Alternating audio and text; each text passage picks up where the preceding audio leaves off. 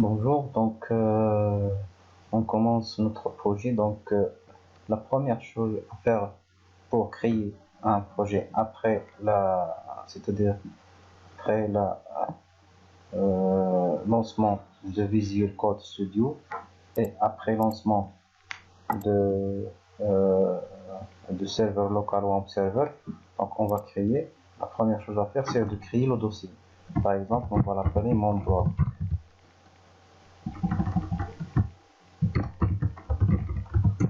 Bon. Donc voilà mon blog. Donc il y a trois étapes pour créer un projet. Donc la première étape, c'est de créer la base de données. La deuxième étape, c'est de créer la maquette HTML, CSS. La troisième étape, c'est d'intégrer la programmation avec le codage ou bien le langage PHP. Très bien.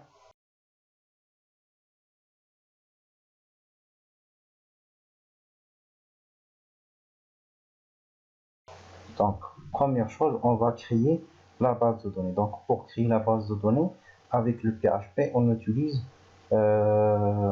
MySQL. Donc, MySQL, c'est un SGBD, un système de gestion de base de données. Donc, on va un système qui gérer la base de données de mon projet. Très bien. Donc, voilà. La première chose, c'est de créer la base de données via le, le le projet d'elle. Très bien. Donc pour notre projet mon bloc, donc voilà. Donc pour notre projet mon bloc, il y a deux tables. Donc on se base toujours sur les MLD. Très bien. Donc la table sujet qui contient ID, titre, contenu, le contenu et date de création. On indique ici le type de chaque attribut, de chaque champ. Par contre, il y a la deuxième table, c'est commentaire, où il y a ID, auteur de commentaire, le contenu de commentaire, la date de création de commentaire et l'ID du sujet, c'est-à-dire le sujet qui concerne à ce commentaire. Très bien. Donc pour cela, on va créer le dossier un fichier. Par exemple, on va l'appeler base avec l'extension SQL. C'est bon? Très bien. Donc la première chose, c'est de créer la base de données. Donc pour créer une base de données, on utilise quoi? Donc j'ai déjà créé le code qui me permet de créer la base de données. Donc un copie on donc voilà. La première chose, c'est de créer la base de données. Donc on utilise l'opération ou bien la requête drop database if exist. Donc هنا كنسوبريمي لا تابل دو دوني. علاش كنبدا هذا؟ مثلا الا بغيت نبدل شي حاجه في لا باز دو دوني، شنو كندير بهاد لا ميثود؟ كنمسح لا باز دو دوني من الاول وكنعاود نكريها ثاني من جديد. سي بون. دونك داكشي علاش كنبدا هاد دروب داتابايز اف اكزيست. دونك اف اكزيست باش ما يعطينيش ايرور. دونك الا لقاها غيمسحها، ما لقاهاش ما يدير والو. تري بيان. par la suite من بعد كنكري لا باز دو دوني. دونك كرييت داتابايز اف نوت اكزيست. دونك الا ما كايناش غيكريها، الا كاينه راه ما يدير والو افيك واحد لونكوداج ديال تي اف. Après, on utilise cette requête use mon bloc, c'est-à-dire use la base de données. Très bien. Donc après la création de la base de données, on commence par créer les tables. Donc on a deux tables, table sujet et table commentaire. On commence par la table sujet. Donc voilà, j'ai déjà créé le code. Donc pour créer une table, on commence toujours par create table, le nom de la table. Ici on va nommer la table sujet par le nom bel. Très bien. Après, entre parenthèses, on indique les champs, le nom de champ, le type de champ. Donc ici le premier champ c'est ID, int. Le deuxième champ c'est titre, varchar, avec la valeur, c'est-à-dire le nombre de caractères. La troisième c'est contenu avec le type texte. La quatrième c'est date de création avec le type datetime. Très bien. Donc pour le premier champ, on applique premier recueil. Pourquoi? Parce que chaque table doit avoir un clé primaire. Et on utilise aussi auto-increment remplir les lignes de le champ automatiquement. Après, pour les autres, on peut l'appliquer note nul selon la base de données. C'est-à-dire, il y a le champ nul, donc on va les notes ligne.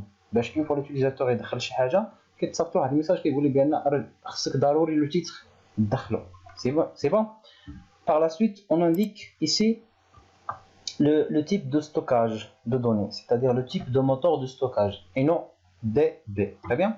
Donc on passe maintenant à la deuxième table. Donc la même chose ici.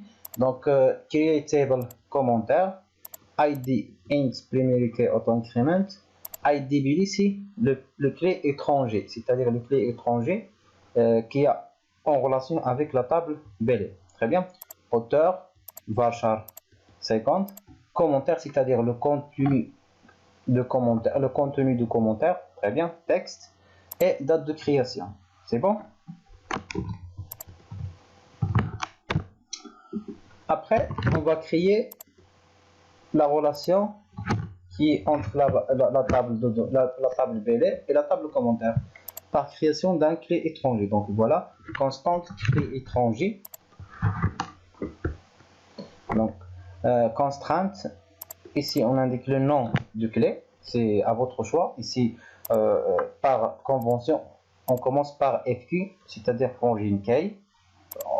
Le nom c'est IDB, c'est facultatif, donc vous pouvez mettre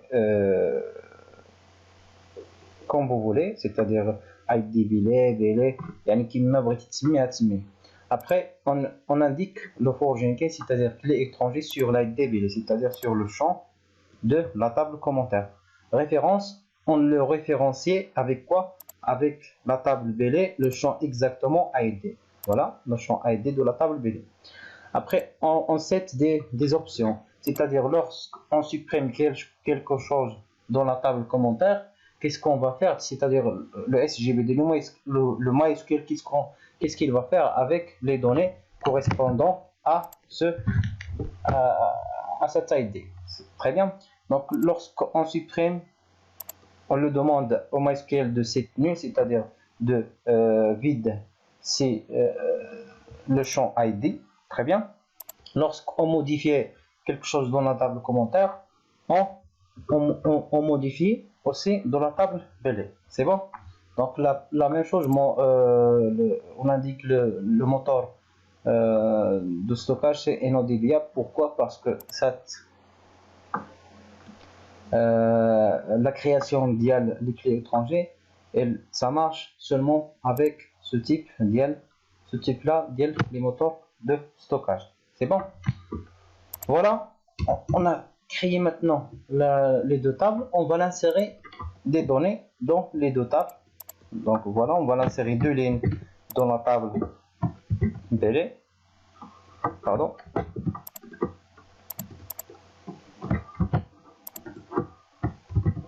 Donc insert into billing, voilà. Donc il y a le ID nul. Pourquoi nul? Parce que c'est auto increment. Donc ماشي حنا اللي غنكتبوا l'ID, donc تكتب automatiquement par le CGPD. Voilà le titre ديال le sujet, voilà le contenu ديال le sujet et voilà la date du sujet. La même chose pour la deuxième ligne. Donc كما كتلاحظوا هنا كندير entre les champs un virgule et chaque ligne كنديرو entre parenthèse و كندير virgule. C'est bien. ملي كنكمل من les lignes ما كنكملش virgule, كنكمل point virgule. C'est bon. Donc on passe à la deuxième table. Donc voilà.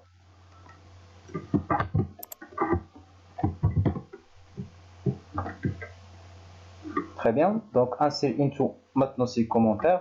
Et voilà, chaque ligne entre parenthèses, et à la fin de chaque ligne il y a un virgule. Entre les champs il y a aussi un virgule. Attention pour les numéros, on écrit directement les numéros. Et pour les caractères ou bien les chaînes de caractères, on écrit entre deux apostrophes, comme vous voyez. C'est bon.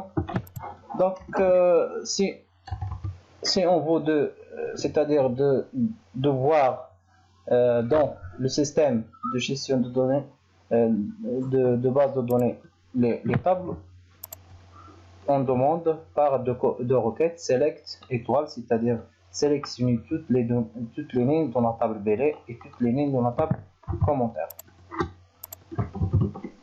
Donc voilà, on a terminé avec cette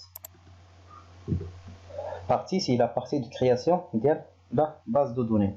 Donc on va copier ce code là, on va le coller où on lance le MySQL, c'est-à-dire le console MySQL. Très bien, il nous demande un password, on clique sur entrer directement.